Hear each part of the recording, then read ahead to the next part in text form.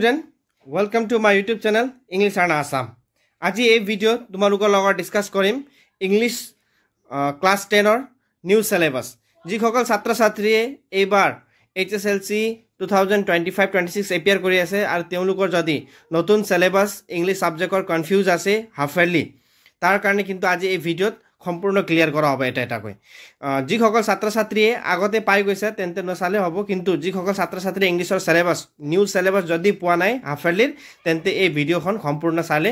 গুটেই বস্তু ক্লিয়াৰ হৈ যাব তো প্ৰথম চাই লোৱা ইয়াতে হাফেলি আৰু ফাইনাল মাৰ্কস আৰু ইয়াত টিক কৰা আছে তো প্ৰথম A B C D section দিয়া আছে ইয়াত এই সেকশনৰ পৰা তোমালোকৰ দুটা পেজেস আহিব এটা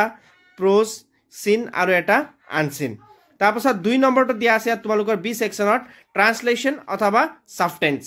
ৰাইটিং আহিব তাৰপাছত ষ্টৰী ৰাইটিং আহিব তাৰপাছত লেটাৰ ৰাইটিং আহিব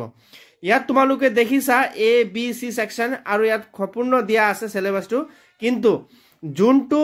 আন্ডাৰলাইন ইয়াত দিয়া আছে এখন আন্ডাৰলাইন পাৰ্টটো হৈছে তোমালোকৰ হাফেলি তো ঠিক তেনেকৈ যদি আমি গ্ৰামাৰ সেকশনত C সেকশনত যাম তেতিয়া তোমালোকৰ কোন কোন পাৰ্ট আহিব বুলি ক'লে ইয়াত ডিটাৰমিনাৰ্স টেন্স ফৰ্ম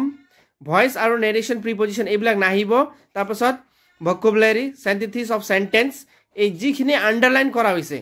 এইখিনি আন্ডাৰলাইন পোৰশন খিনি তোমালোকৰ কিন্তু হাফেলিত আহিব তাৰপাছত আমি যদি যাম তোমালোকৰ লিটাৰেচাৰ অথবা টেক্সট বুক ফাৰ্স্ট ফ্ৰাইজলাইট তেতিয়া কিন্তু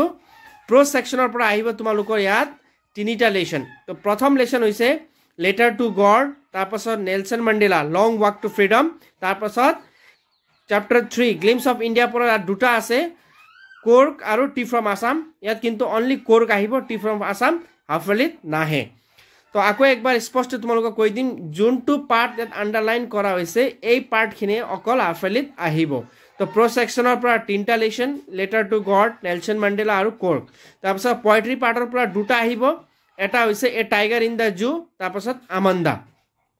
ঠিক তেনেকা তোমালোকৰ সাপ্লিমেন্টাৰী ৰিডাৰ বুক আছে ফুটপ্ৰিন্ট উইদাউট ফিট তাৰ পৰা তোমালোকৰ 10 মাৰ্কস আহে ইয়াতে তোমালোকে দেখিছা লেসন 1 আৰু লেসন 2 অৰ্থাৎ দ্য মিডনাইট ভিজিটৰ আৰু এ কুৱেশ্চন অফ ট্ৰাষ্ট ইয়াৰ পৰা তোমালোকে চাৰিটা কুৱেশ্চন পাবা অৰত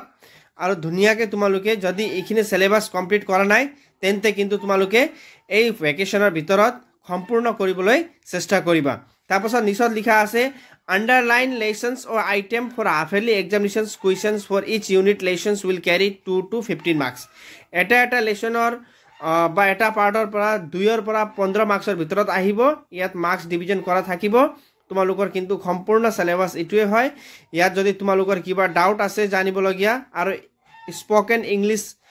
পৰা তোমালোকৰ 10 মাৰ্কস আহে তোমালোকে জানা আৰু সেন্ট্ৰেল অ্যাসেসমেন্ট টেষ্ট মোৰ প্ৰিভিয়াস ভিডিওত অলৰেডি মই দিছো কোনটো তাৰিখৰ পৰা তোমালোকৰ টেষ্টটো হ'ব